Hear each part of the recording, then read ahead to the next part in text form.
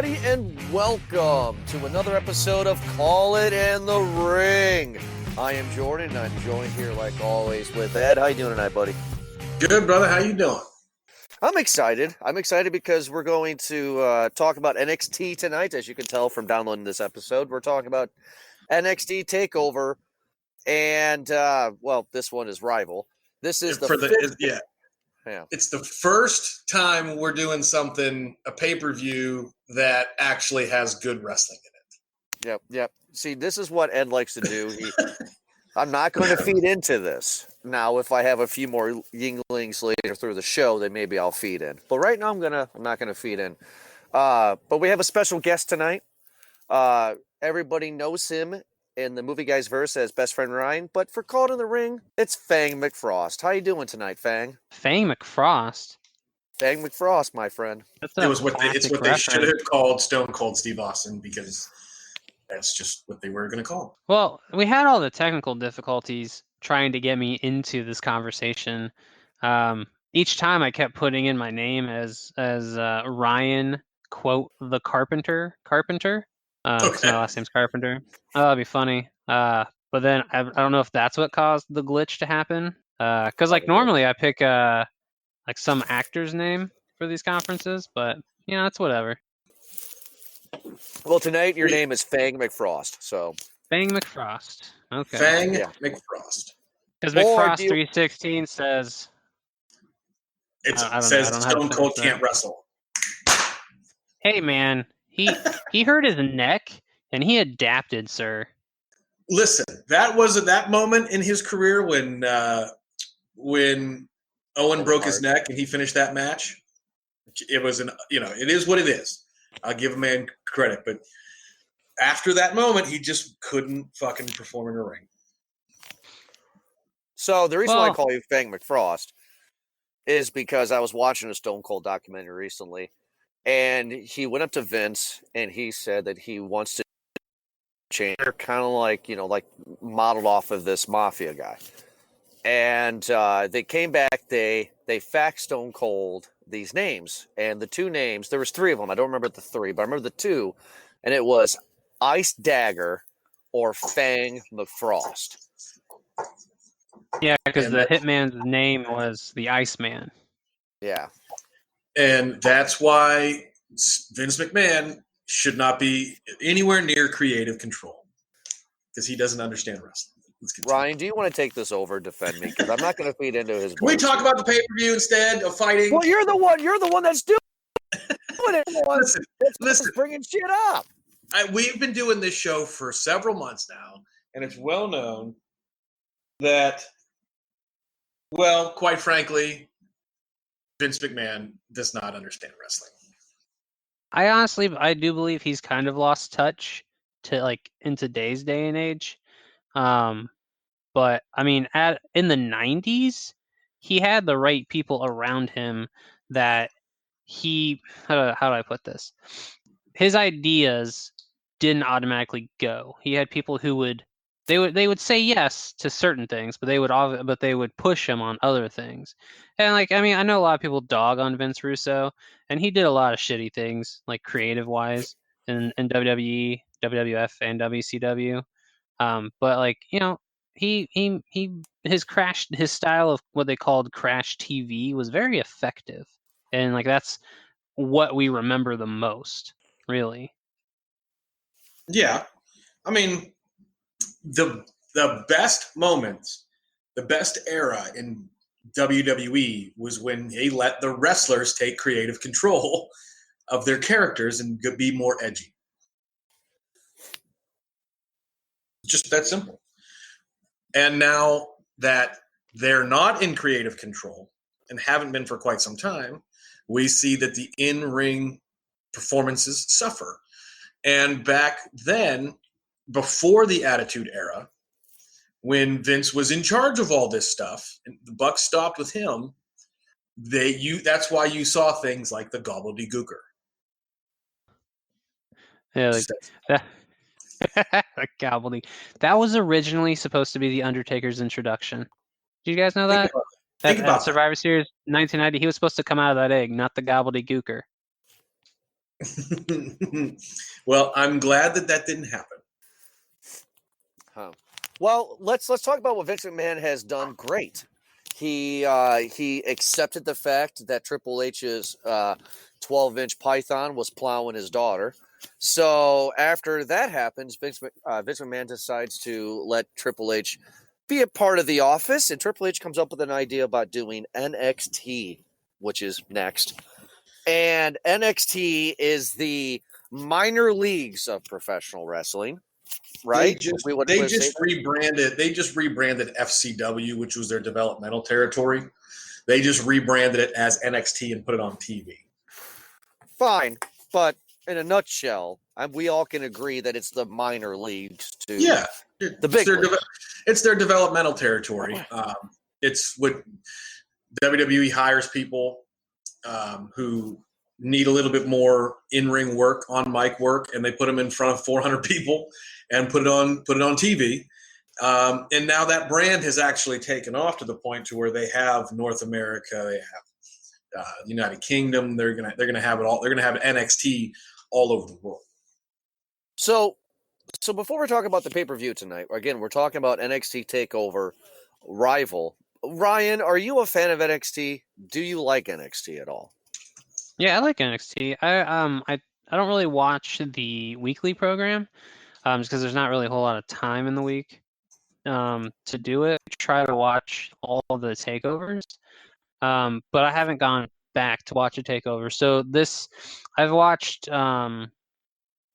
Takeover Fatal 4-Way or Final Four or something like that. I think that was their second takeover. Might have been their third. But most of the ones I've watched are from 2017 till now. Okay. All right. And what about you? Like, are you a fan of NXT? Do you like what it's doing? Obviously, we get the one we're going to talk about. Just 3 years later, 4 years later, these people are headlining WrestleMania. You're going to have they're that close to making it up, and you get a lot of pretty decent talent that's come through NXT. I think right now, Johnny Gargano, and I've always thought this, is a top 5 professional wrestler in the world. For some reason, he can't get on a main roster spot, but it is what it is. And I think you've a lot of the people that are big stars now. They've all come up through those ranks. They never should have put Samoa Joe in there. Samoa Joe proved his worth. That would be like back when in 2001 when WWE bought WCW. That would be like putting Booker T in your developmental league.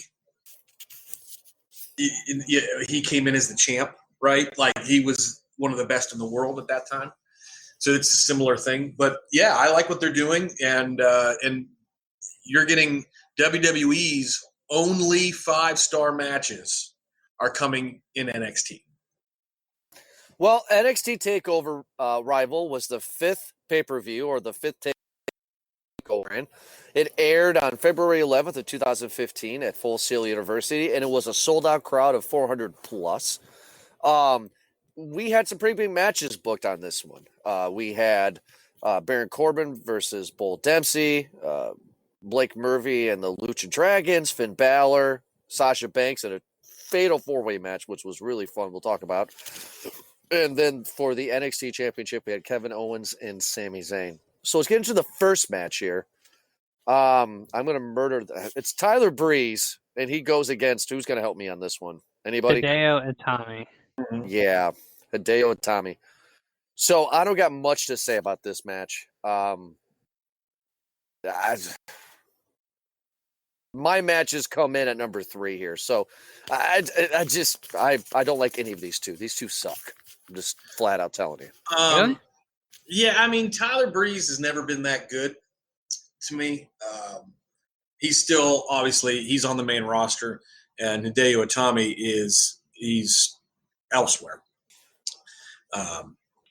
But this match to me, yeah, I mean, it was an okay match for guys trying to make a name for themselves. But Hideo Itami is good, but he's not good enough to carry Tyler Breeze, in my personal opinion.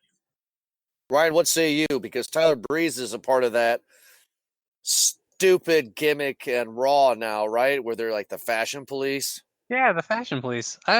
I completely disagree with both of you guys on this one. It's not a great match, but it's a good, smooth, technical match that I think it starts the show off pretty well to get the crowd into it. Because Tyler Breeze he's supposed to be this um detestable heel, and Itami is kind of the new guy.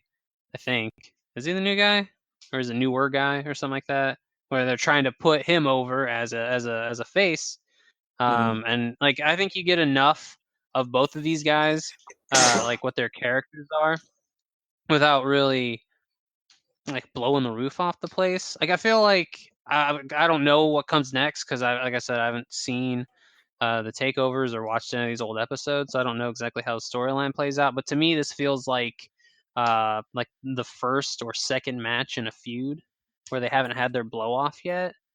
Where Okay. they're both getting their good stuff in. They're both looking, you know, decent against each other. I disagree completely that that Hideo Itami has to carry Tyler Breeze in this match. I think he holds his own perfectly because he's more of a technical, um, more of a technical wrestler, and Tommy is more of like a hard striker, like what they call it, strong style, like Mm-hmm. Nakamura. Like what he does, like that's kind of the same as a Tommy. And I think that I thought they worked really well together, and I actually really like this match. Really? hmm Okay. Because anything Tyler Breeze is in, I think is terrible. But I think that's Tyler Breeze is vastly underrated. I think he got lumped in like this character, Tyler Breeze, the international supermodel.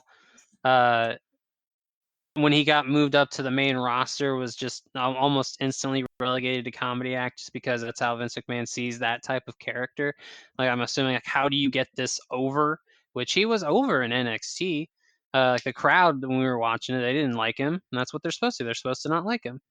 Um, and so Oh, like putting him with Fandango to form Breezango, the Fashion oh Police.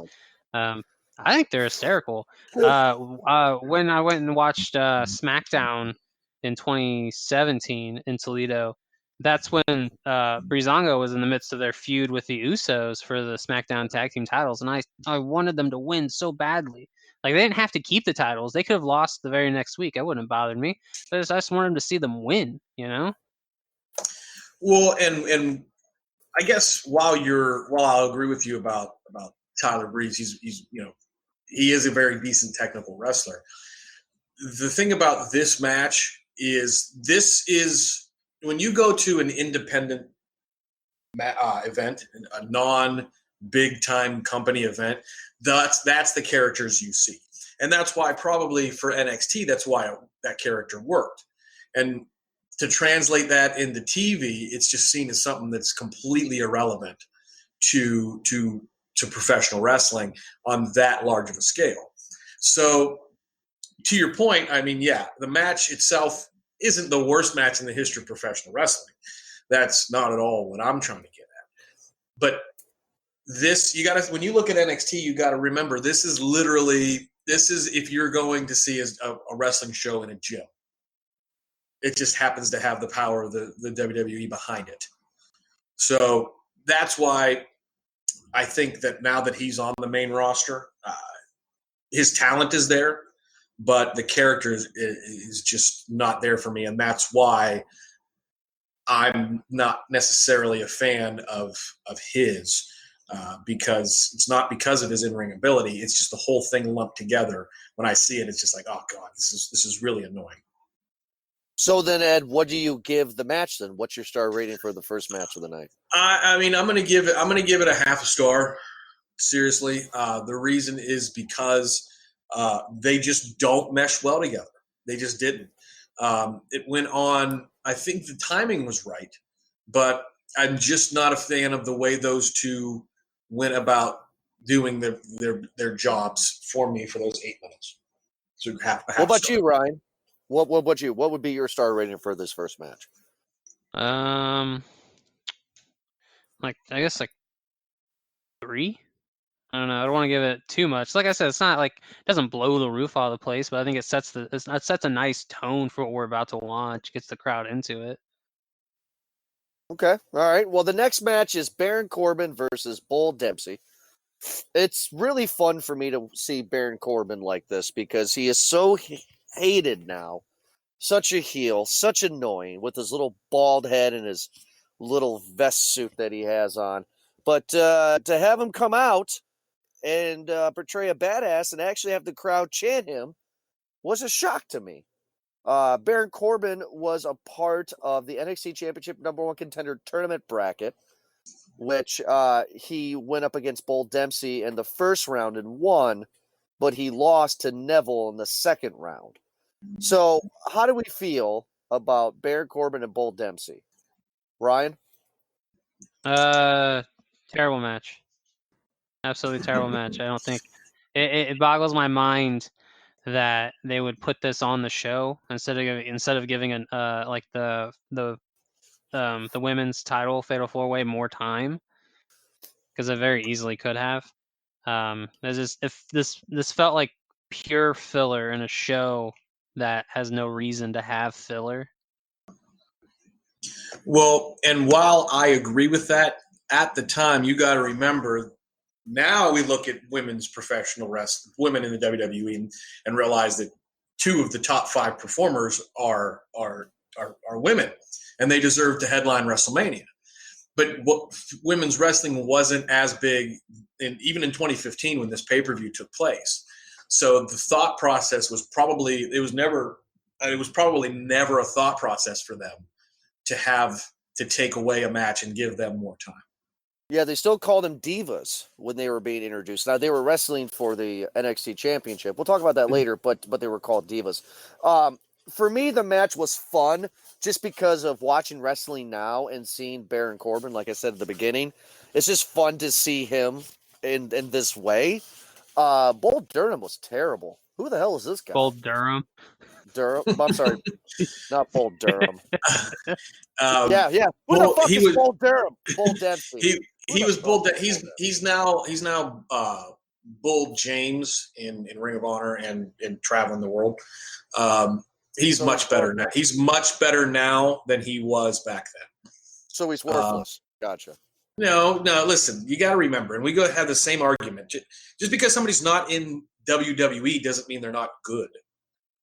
Particularly, this is probably the case because Bull James is not that great, but he's traveling the world. I don't know if he got fired or if he quit or what.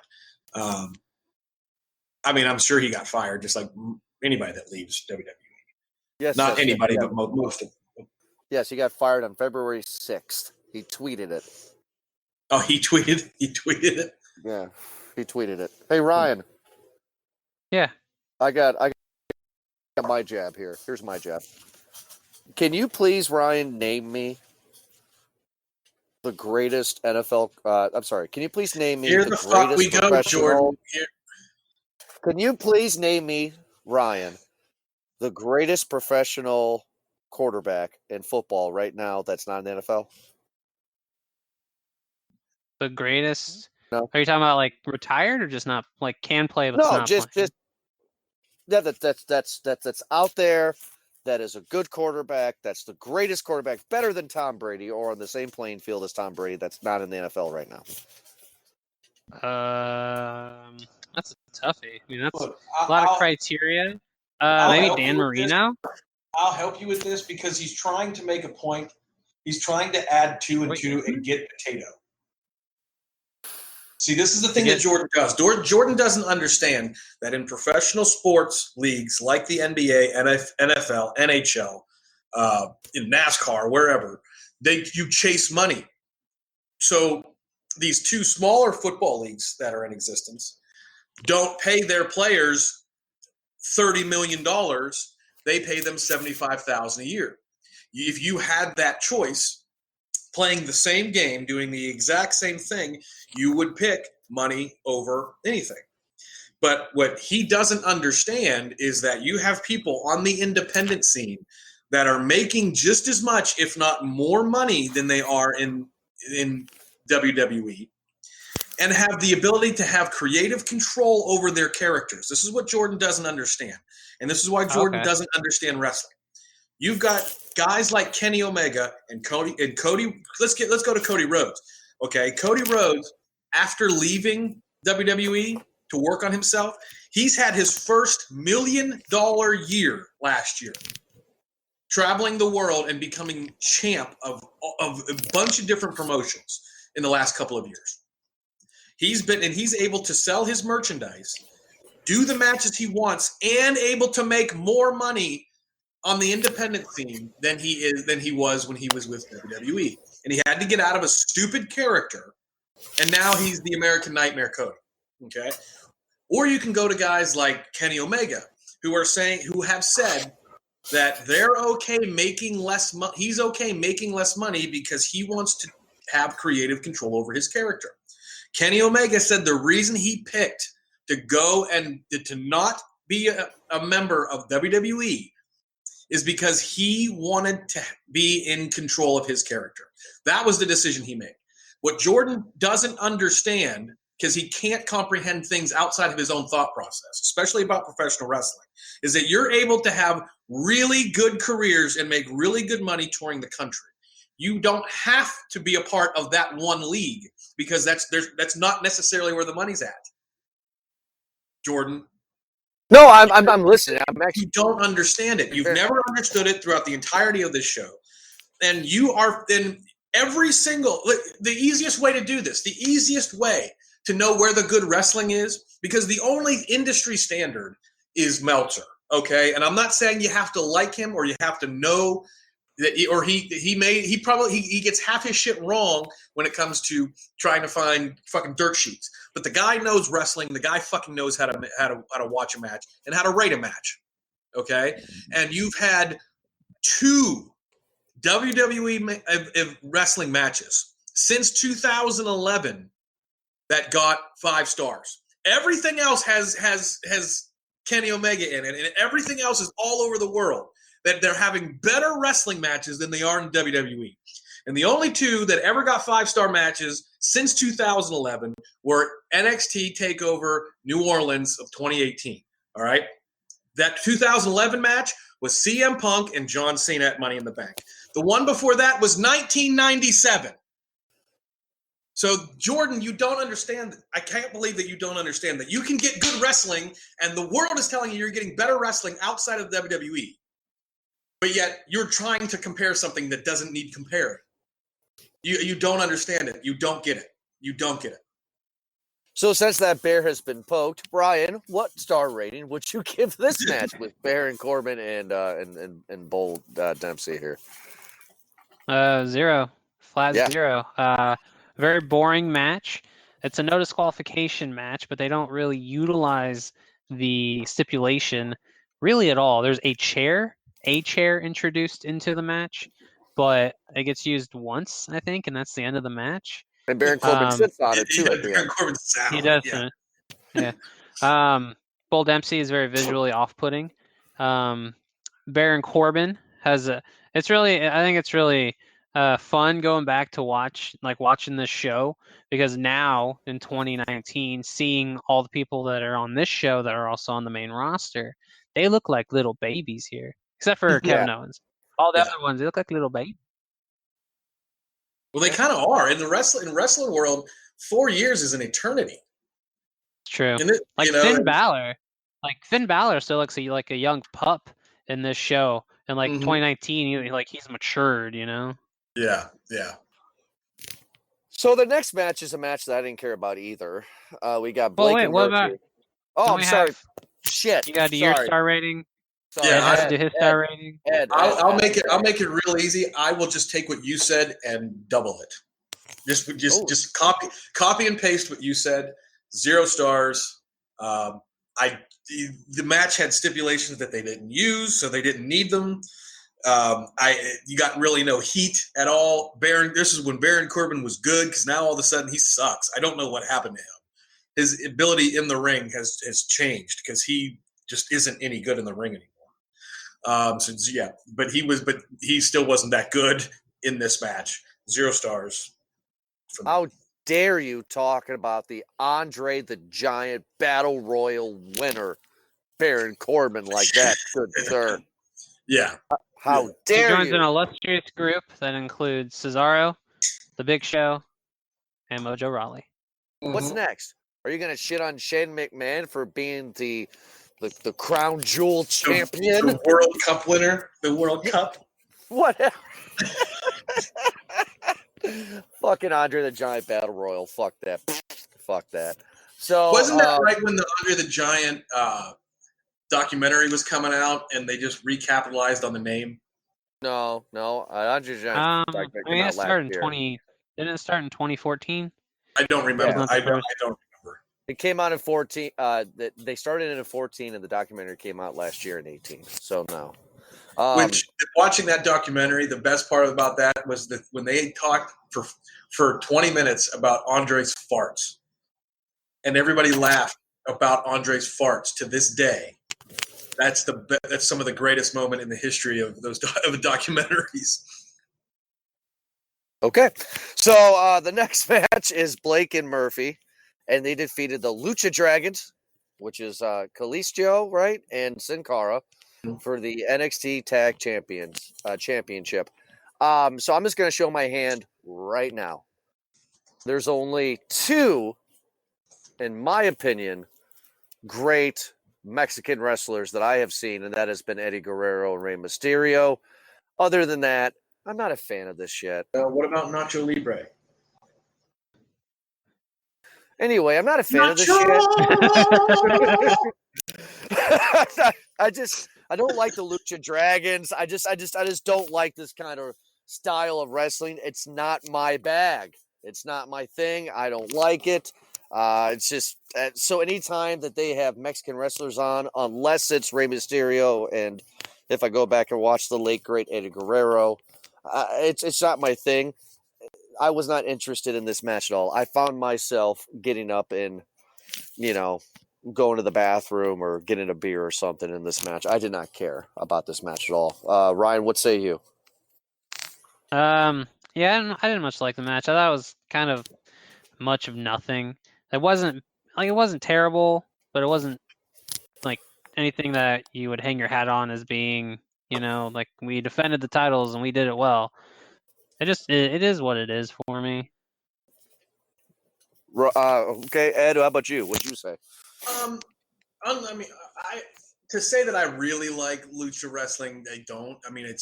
But I do enjoy the high flying aspect, the jumping over shit and jumping onto stuff. Like, I do kind of like that. I've never cared for Kalisto or Sin Cara. There have been some really good ones, but we don't need to talk about them because other than the 2 that you've mentioned, who are the most famous, Chavo Guerrero Jr. and Sr. both great. But yeah, this match for me, this just felt like this is a developmental match. This is what this was, and Kalisto and Sin Cara were on the main roster at the time, but yet we're going for the NXT tag titles. Like, they were going backwards. That didn't make sense to me either. So they're trying to regain the titles. They lost them to. They lost them to Blake and they lost them to Blake and Murphy, and they were going back to, which didn't make sense. Like, the reason you drop a strap when you drop a strap and you move on to the next show, like, that's kind of the point, isn't it? Like, you can't be on Raw as the NXT champion, can you? You shouldn't be. Didn't Kevin Owens attack or have a match with John Cena as the NXT champion? That was one match. He didn't move to the roster. He was NXT champ, and then he jumped him or something. I don't remember, but they had one match. Then he went back to NXT for a bit. Okay.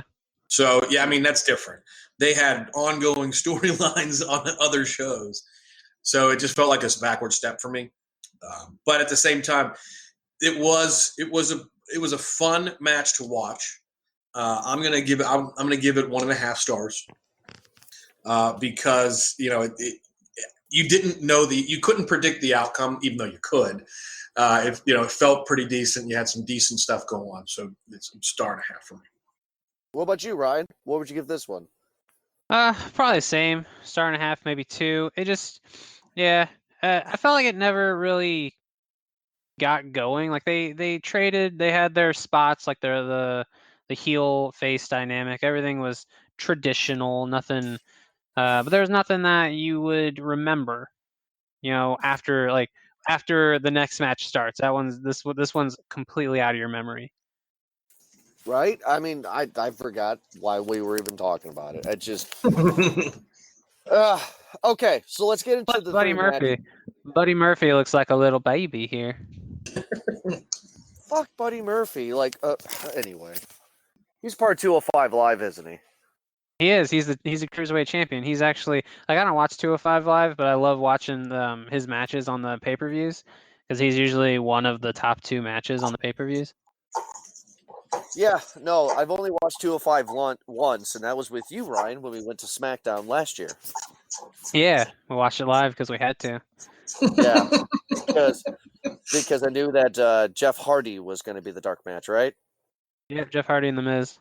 Yeah, so I kind of wanted to watch that. Anyway, so let's talk about the final 3 matches that I have a lot to talk about.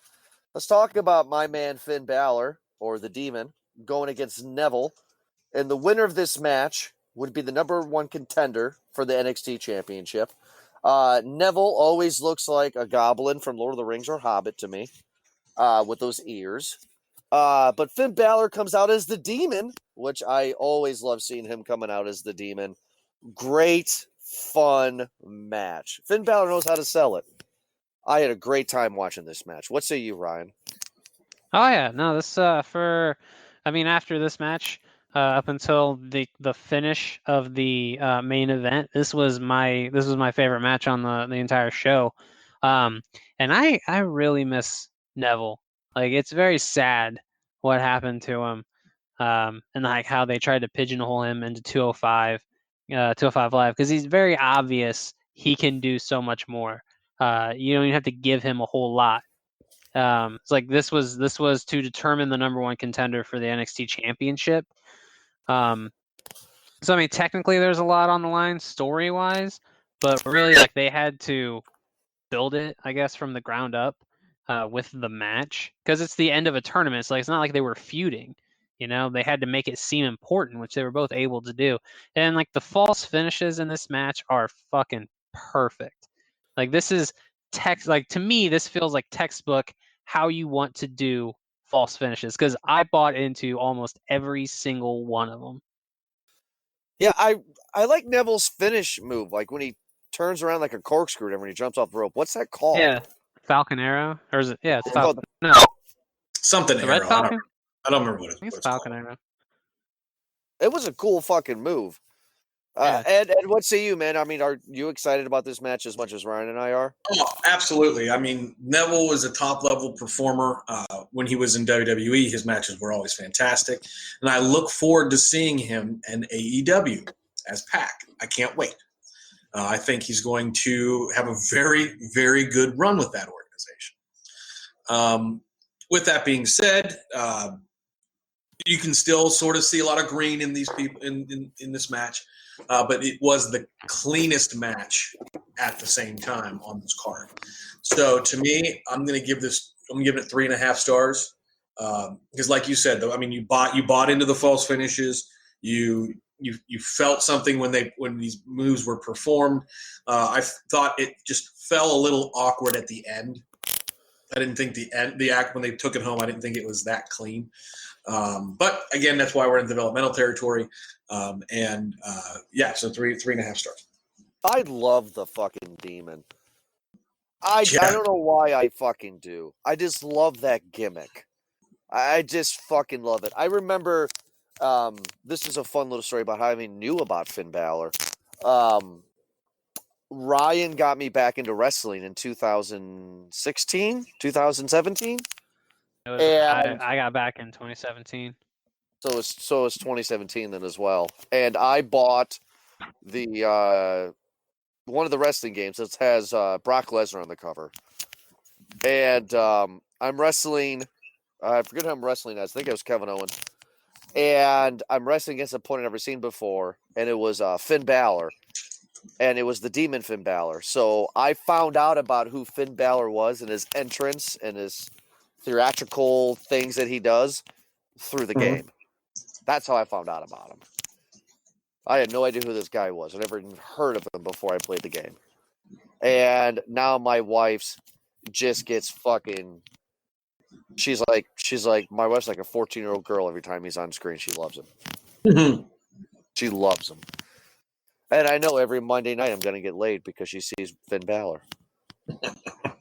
So now I'm kind of using Finn as my advantage. That's not too bad, is it, Ryan? No, that's not bad at all, man. You got to get it when you can get it. And you guys already have one child, right? I mean, time is limited, really. There is never going to be a second child, Ryan. If there is, you should name him Finn. Shut up!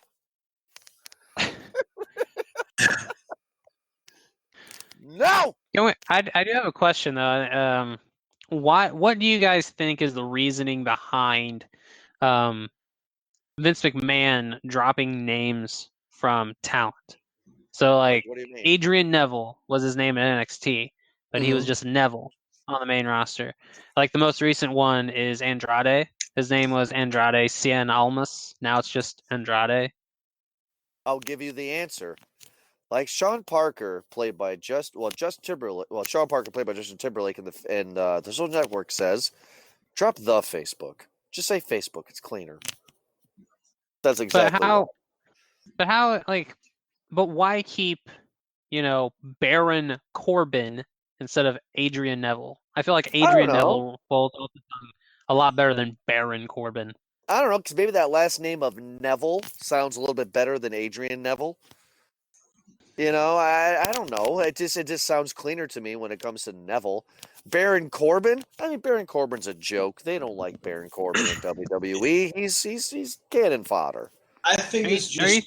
They don't like him? He's in most of the, he plays a large part in most of the Raw episodes.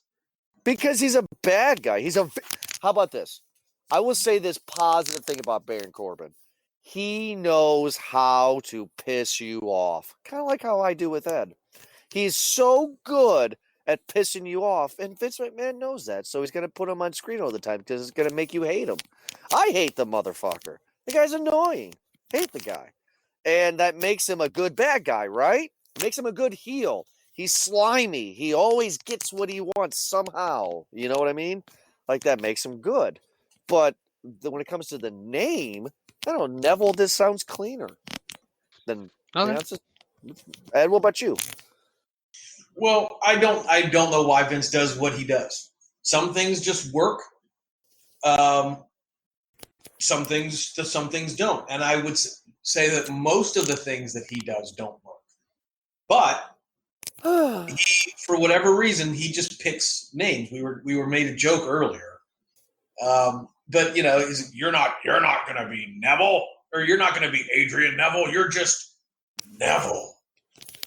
And you want me to do? Yeah. Yeah. Do it. Please do it. You want me to do the Hell in the Cell thing? I don't think Ryan would like it. You want me to do the Hell in the Cell? Ryan, have you heard my Vince McMahon Hell in the Cell thing? Yeah, you just kind of garble in a deep voice. Yeah. So he's heard it, so I'm not going to do it. That's just. I'm not going to. Well, maybe at the end of the show. The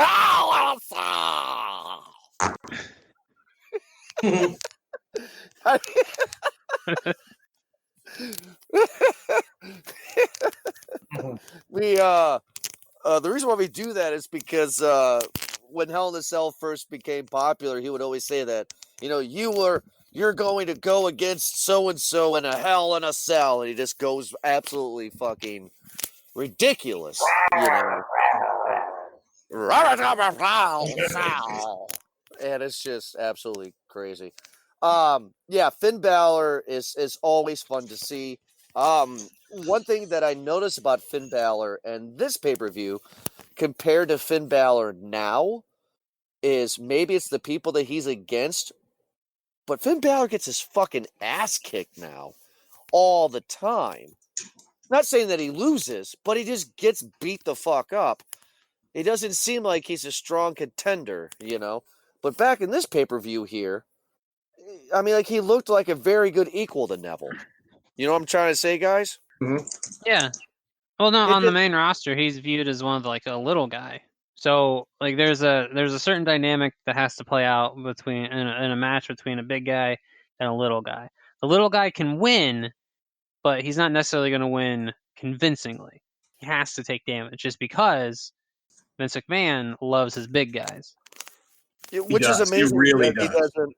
That it's amazing that he doesn't push Braun Strowman more like he used. Like anyway, the fifth match on the card was a very fun match. We had a fatal 4-way match for the NXT Women's Championship.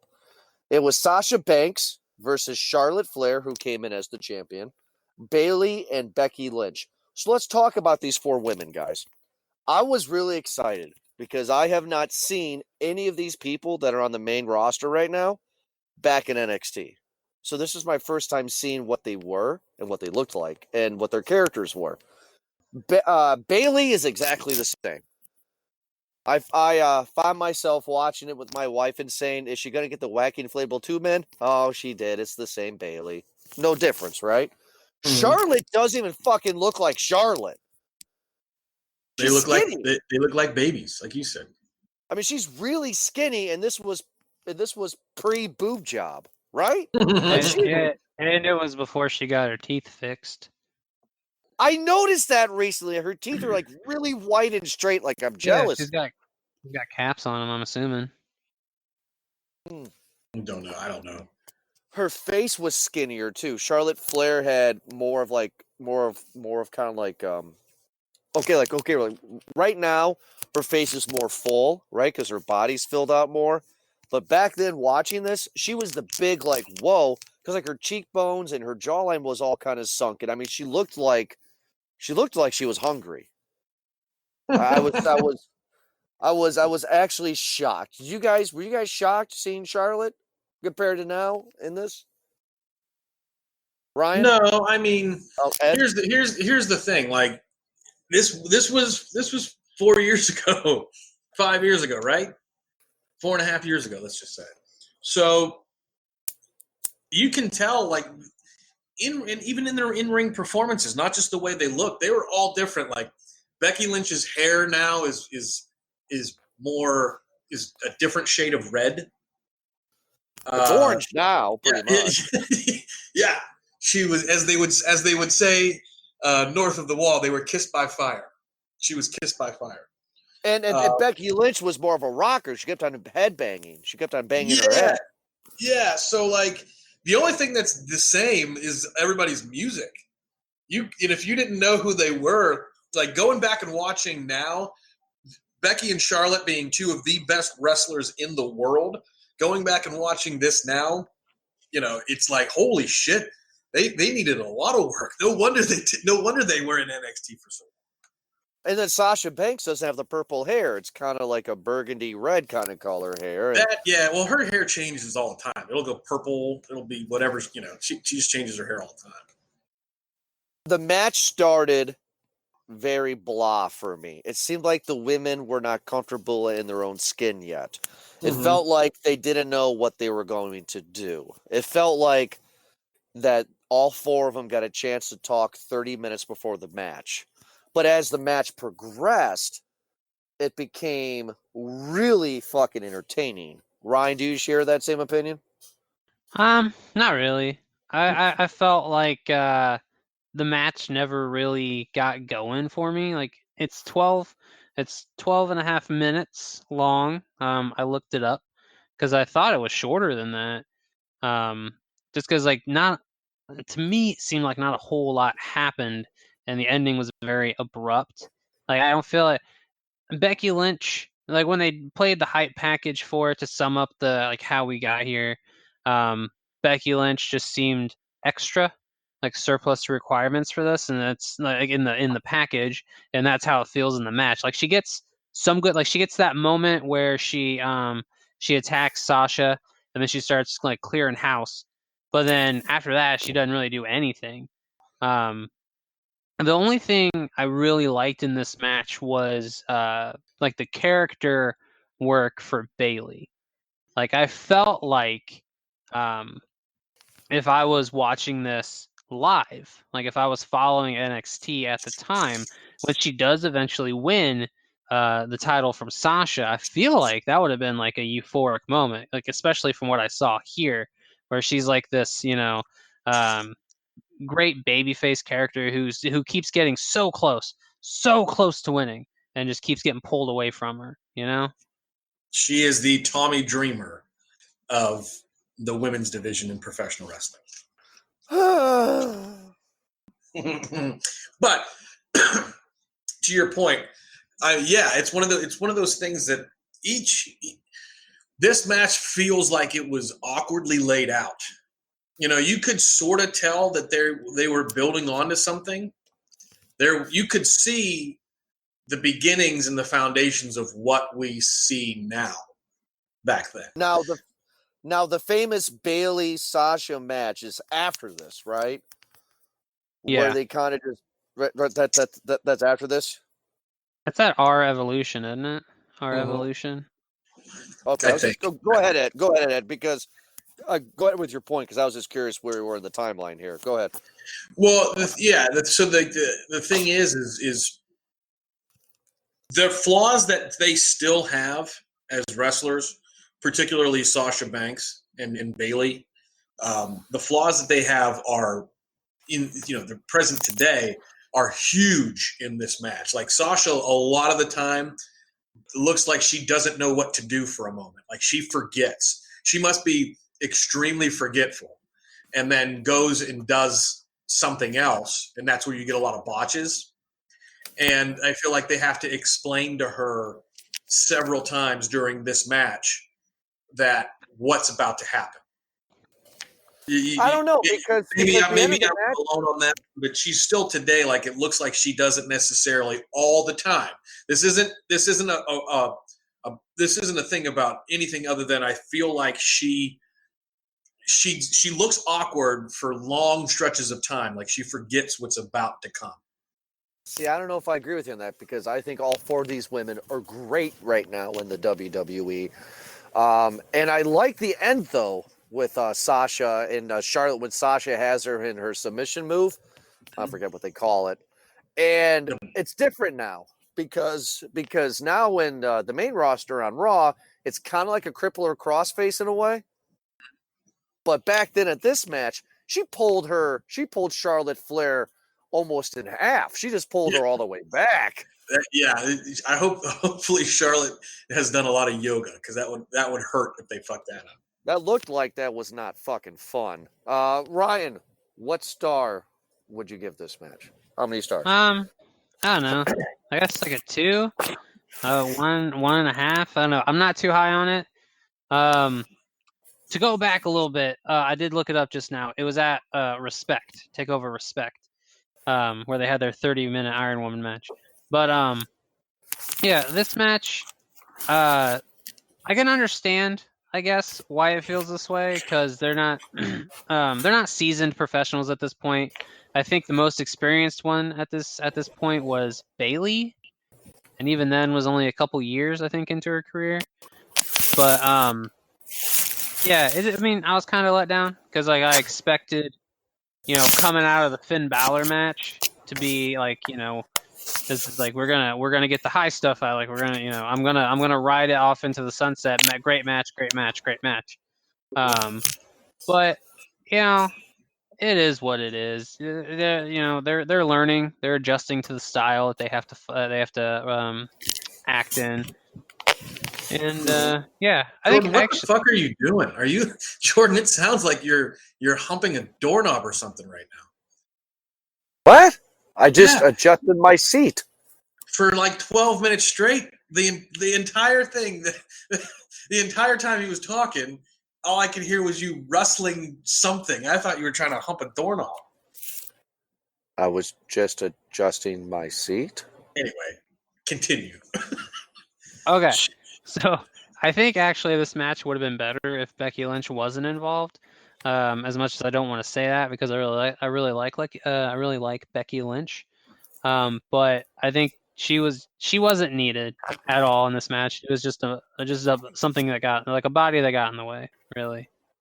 Yeah, she wasn't in it that much. Yeah, I agree. Yeah, here's the thing, and I hate that I'm agreeing with you about this. Like this match today, if they had this match at WrestleMania, it would be the greatest match in the history of professional wrestling. But like you said, they're not seasoned. They don't yet know what to do. And yeah, Becky Lynch got in the way for the majority of this match. and Bayley, she's probably the best looking in the ring. And what I mean is her wrestling skills of the four of them at this particular moment in time. Maybe it's because she was the one who was the biggest fan the longest, so she was more studied. Maybe I don't know that to be a fact. I'm just making that as a comment. I'm going to go a little higher than you. I think this was a 3-star match. And I don't know if I'm giving it that because of what could potentially be versus what this match is. Because I just really wish that we could have gotten more out of them. I feel like there should have been way more. And this is, if they would have, like you said, if they would have had maybe 5 more minutes, they could have had a better match, I think. So I feel like it ends super abruptly. Like they do that high spot where I think it's Charlotte jumps on everybody. Like they take the turns where Sasha jumps out of the ring on top of Bayley and Becky, and then Charlotte jumps on top of the other 3 girls, the 3 women, and then Charlotte picks up Sasha and throws her in the ring, and then they tussle for a bit, and then she locks her into the bank statement, and that's it. I feel like it kind of came out of nowhere and ended abruptly, just because it never really got going. Like nothing happened for me to lead me to like, oh, this is the finish. Yeah, I think that was a big downer for me. Yeah, I 100% agree with that. Yeah, the finish, like you said, just sort of came out of nowhere. This is case in point of it being a developmental territory. You've got 4 people who are pretty well trained, especially Becky Lynch. Becky Lynch was trained by Finn Balor. So it's not like they don't know what they're doing in the ring. They just haven't done it that long yet. I don't know when they all got to NXT, but they all came together, right? They were like the 4 horsewomen. They came up together, right? I think so. Yeah. Which they would bring back one day. That'd be great to see them bring that back. Well, they're all too far apart in their careers right now. They're Charlotte and Becky Lynch are going to give a fantastic performance at WrestleMania. That's the match I can't wait for. I wish Ronda Rousey wasn't in it because I think it would be so much better. And they're going to have to work around her to give us a better match than what it probably is going to be. But that's the only match I'm really looking forward to at WrestleMania. They're giving us all this hype for Batista Triple H, right? If Batista's performance on Monday was any indication of how he's going to do in the ring, there's some rust he needs to work off. Him and Batista and Triple H need to go to the Performance Center and figure this one out real fucking quick. But yeah, this match to me at this particular moment in time it's just everything we've already talked about it. I don't need to go back over it. So the last match of the night was a match. I have another topic of conversation before we move on. I want to know how you guys feel about it. I was like super cringed out by Becky and her entrance, like her throwing the horns and spinning her head around. I don't remember her doing that since I started watching again, because I only know her from the main roster. I know she used to do I know she would point with her fingers, but she wouldn't really shake her head like she did here. And I just want to know if you guys felt the same as I did, because I thought it was very just please stop doing that. Yeah. When I first, because I'm a big Becky Lynch fan right now, so when I saw her do that in this pay-per-view, I was like, oh. But I quickly just kind of let it go because I'm like, well, she's not Becky Lynch yet. She's Jason before he gets the mask. She doesn't know who she is yet. She's figuring it out. She was the rocker chick, right? That was her character in this pay-per-view. Mm-hmm. She was steampunk at that point, right? Steampunk is. I mean, her dress. I mean, her attire didn't really scream steampunk at that point. I know, because when she gets the goggles and stuff, and that's really when it kind of, and the jacket, that's really kind of when it happens. But I mean, I don't know about. I don't know. I don't think her outfit doesn't scream, rocker chick to me either. No, well, it and doesn't. a lot of these outfits that they have on, with again the exception of Bayley, because she hasn't changed one little thing other than the wacky waving and inflatable arm flailing tube men.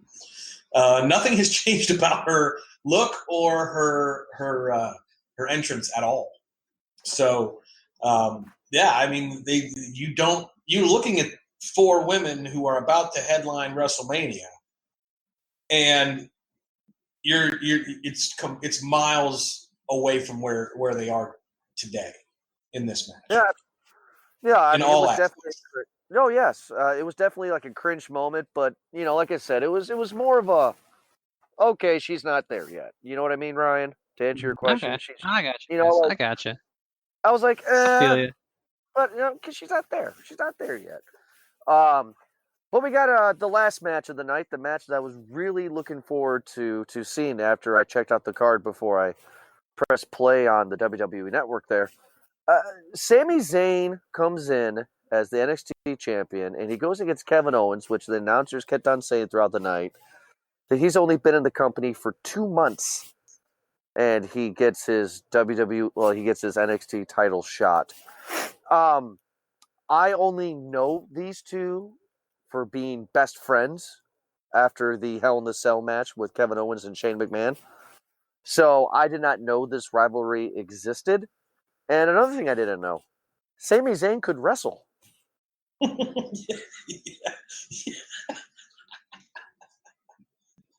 could. I don't know what happened, but he could. And he was He takes great right. bumps. He's so good at taking bumps, still to this day. He's good at taking bumps. Liked. Completely well liked. People were excited to see him. Like, I was completely blown away with the reaction that Sami Zayn got. Like, I had no idea. Wow. And you know what? I have been a Kevin Owens fan ever since I first saw him. So anything Kevin Owens does, I'm going to like. I don't know why. I just like the guy. I thought these two had a good match. Ryan, what about you? What do you feel about this match? This was my favorite match of the night. I thought that everything that they needed to do to get the storyline over, to get Kevin Owens over as this detestable heel, just this miserable prick, it works so well. Because they play it, the whole history of this whole storyline plays on their history together, and how they have been with each other on the independents their entire careers up until this point. So they have this vast wealth of knowledge of one another, and this chemistry that you're not going to normally get if you just throw them together, like say they did with Baron Corbin and Bull Dempsey, and everything, how the match is laid out. Excuse me, how the match is laid out, how it finishes, I think was I don't want to say perfect, but it was damn near close to what they needed to do to get the act over. I think Sami Zayn, it starts off hot with Sami Zayn attacking Kevin Owens because he's stalling, doing the classic heel move. And he comes out on fire, and then after like 3 minutes or so of that, Kevin Owens just controls the next 20. And you have these hope spots where, the champion should be able to overcome, but almost every time Kevin Owens cuts him off. And the crowd doesn't get their their release, they're like, the good guy's winning sort of thing. Now I know the crowd cheers for Kevin Owens at the end, and I think it's just because he's like really charismatic. But like I think it's great. I love the fact that it ends in a referee stoppage and not an actual pinfall or submission or anything like that. Well, let's talk about that before Ed chimes in here. Now, I know this may sound crazy, but I think, because I watched it repeatedly, I think Sami Zayn actually was a little hurt there. Not to the extent that he is selling it. I think he got fucking hurt. Kevin Owens is on the floor, and Sami Zayn jumps over the rope. Well, I mean, no, he doesn't jump over the rope. He kind of like springboards off the rope. And his head clearly hits that fucking steel ramp. Oh, yeah, it does. And I know he's overselling it because, 1 minute he's walking straight and the next he's fumbling. But I don't know, Ryan, Ed, what do you guys think? Do you guys think do you think Sami Zayn actually was actually hurt here? I mean, he smacked the back of his head on that steel fucking ramp, right? And I don't know if it was a work or not. I that's the best thing about this match is I have no idea. I mean, we know that right now Becky Lynch is working that knee. It's not really hurt, right? We're fully aware of that. But I have no idea if they did that. If they did it because they've been using the black shirts for quite some time, and I hate that they do that. Normally, when you see the black shirts, it's like that's it; they're really hurt, and that was so well done and so put together. I have no idea if they meant it to happen that way. No idea. Ryan, what about you? What do you think? Well, I mean, in storyline, like watching it just as a viewer, not knowing like the whole X thing, or the referee throws up his arms if it's an actual injury, like he thinks is a legit injury. I would honestly believe that, yeah, like he smacked his head and he got a little daze from it, and that led to him getting beat down. So he probably, got a little concussion from the floor that was exacerbated by Kevin Owens. I could buy into that. But like as what they call, was it a smart, as a smart mark, like I'm aware of the X and all that stuff. But they did do the because there's a thing where like when they do a high spot, the ref will like grab their hand real quick, and if they have to squeeze back to let them know like, oh yeah, I'm fine. But, like they do that, and Zayn doesn't squeeze back. And, like, so I thought that was a nice little touch that they added into it. But that's the thing. I don't know if it was real or not. That's the beauty of professional wrestling sometimes, is knowing what we know. Like when these guys take a huge bump and they squeeze the ref's hands to tell you, like, I don't know if they got really fucked up. For example, Jordan and I were having a phone conversation when I forget which pay-per-view it was, but when Charlotte and Becky Lynch, when they went through the table, was that Evolution? I don't remember when that was, but when Becky Lynch jumped off the ladder onto the table onto Charlotte. Yeah, it was, and Charlotte was screaming, "Oh fuck! Oh fuck! Oh!" Like she was crying. And Jordan and I were on the phone together, and I'm like, "Oh my god, she's really hurt. She's real fucking hurt." I really thought she was hurt, but they continued on, and she came out the next night on TV and was perfectly fine. So I don't know if in this match they brought, like I said, they brought out the things that would tell you the guy's hurt, but they let the match continue. So yeah, I have no idea. I was curious about that, because I'm watching it, and I'm like, and after Sami Zayn did the springboard and hit his head on the ramp, I went back and kept on watching that over and over again, probably half a dozen times, to see if he actually hit his head or what was his shoulders. You know what I mean? Like, is he actually selling this? son of a bitch hit his fucking head. Mhm. So I was just curious. But then, later in the match, he gets ready to do his finisher. Kevin Owens is in one corner. He's in the other corner. He starts to run, and then he stumbles and falls, and then he collects his thoughts, and then he runs. I'm like, okay, so it's fucking, it is the way it is. But at the time, I was like, Jesus Christ. What I love about these two in this match is I actually believed it, and that's what makes professional wrestling for WWE or whatever really fucking fun. Kevin Owens is great at selling fucking anger, I think. And like I thought watching this match that these two actually fucking hate each other.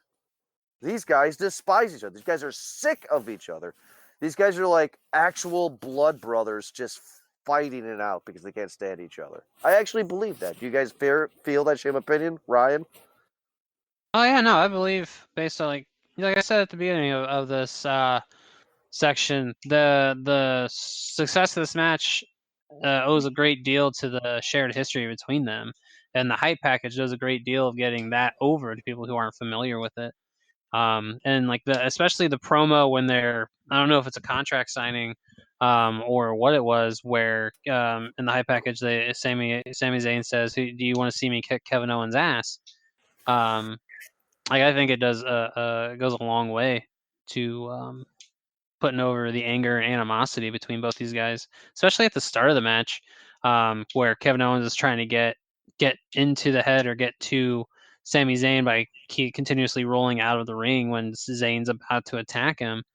Just like the look on the look on Sami Zayn's face as his temper is starting to kind of boil over, before he has enough and launches himself over the referee to start the match. I think it's very well done. Okay, so Ed, how many stars are you going to give this? This match to me, this is a 4-star match. It's a 4-star match. For everything that I've said up until this point about it being, this is a developmental territory. This is where where people come into the organization, go to train, and get in front of people.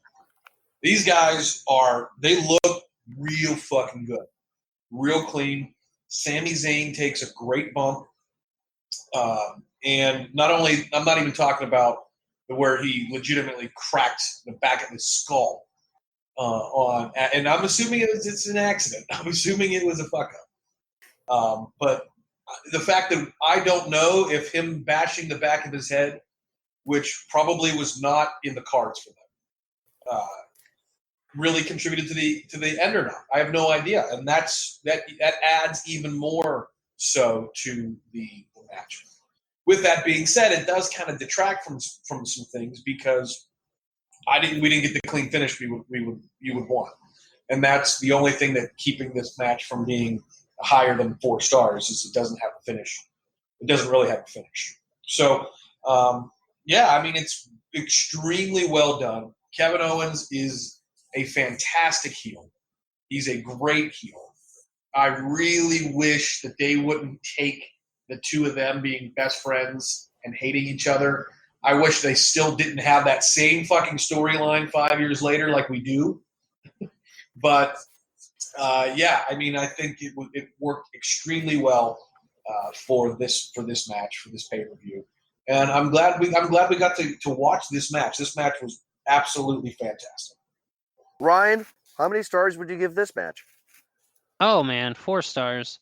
4 stars. It's not a perfect match, but it's definitely one of the better ones that I've seen in terms of like in-ring work, character work, and getting a storyline over. Like it accomplishes everything it needs to do. Okay.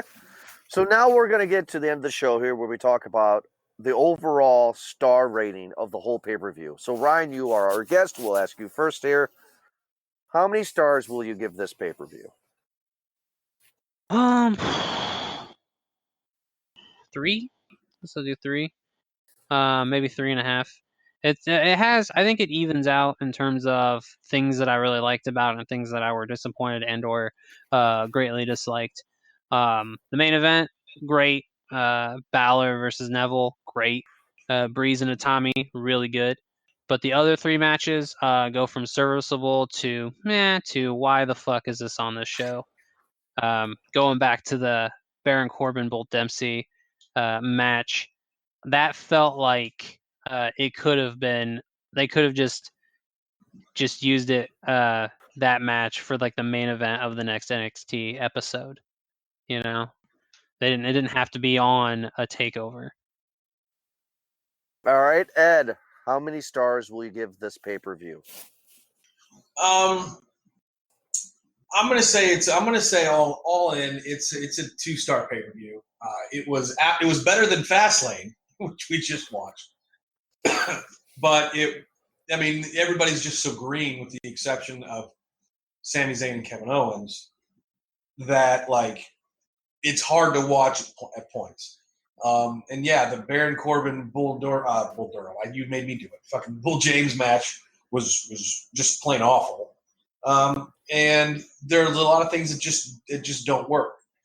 With that being said, you do have 4 people who are 2 of whom are about to compete for the championship at WrestleMania, and the other 2 are probably going to have some big time match with, like, I'm gonna predict Lita and Trish Stratus for the women's tag straps. I'm not saying specifically them, but somebody like them at WrestleMania. So and then Kevin Owens, I don't know what the hell they're going to do with him. I don't know, but really you've got people that are all over major storylines. So you get to see the foundation of how they got to be where they're at. So I thoroughly enjoyed it, but as it sits with just the matches that were there, the 2 stars. All right, well, that concludes our NXT pay-per-view of I can never say this word for some reason, but the NXT Takeover rival here. If you guys want to check it out, just go to the WWE Network and click on the original content, and you'll be able to see NXT, and you'll be able to check it out from there. I do have a question though. Yeah. Before we do the goodbyes and whatnots, I know that you haven't really given your star ratings this whole episode, Jordan. Are you going to give one for the overall show?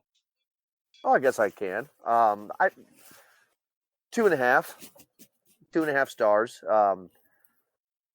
NXT hasn't sold me yet. I think this was more of a scene where these people came from was more exciting to me than watching some of the other stuff. That's what got me intrigued, was looking at the card and seeing who was involved and got to see where they started from. That was my in. So, but overall as a pay-per-view, I thought it was a 2.5 star pay-per-view. I don't think it was that great. But Ed and I want to say thank you to Ryan for joining us tonight in this episode. And Ed and I will be back in 2 weeks for a wrestler discussion. Of course, we don't know what it is yet. You will find out when you download it, right, Ed? We have no idea who we're talking about. We usually announce on Instagram, Twitter, and Facebook a day or so, a couple days or so before the show, before we record the show. So definitely follow us on all the levels of social media: Instagram, Twitter, Facebook, at Movie Guys Pod on both IG and Twitter. Of course, Movie Guys Podcast on Facebook, and we tend to announce it the day before or 2 days before. So. Exactly. Hey Ryan, I got a question. I like beer. Do you like beer? Yeah, I like beer. And where can do you know a people place find where I can? Yeah. And where can people go to find some beer? They can go to InsideTheCellar.com. It is a fantastic. It's a fantastic company. It's literally buying things. You know, everybody buys stuff on the internet now. Inside the Cellar is literally Amazon for alcohol. They have different craft beers. They have wines. They have things that you normally wouldn't get to have in your local craft beer store. So it's definitely a place, if you like beer, if you like wine, it's definitely the place to check out. And they'll tell, and you can do things from pricing, buy from via anywhere between $1 to $15. Argentina, California, Italy. You can pick by country or state, the type, and that it's really awesome. They've got a ton of stuff. So everybody go to InsideTheCellar.com. They're part of the Movie Guys verse, so we're definitely excited to keep them around. So. All right, everybody. Thank you so much for listening to this episode of Call in the Ring. Make sure to check us out at movieguyspodcast.com, movieguyspodcast.podbean.com, Twitter, Facebook. Just search for Movie Guys Podcast, and also on Instagram. And you can download this episode and many others on iTunes, on Spotify, on iHeartRadio, and, of course, on movieguyspodcast.com. Thank you so much, and we'll be back for another awesome episode of Call in the Ring in 2 weeks. Take care.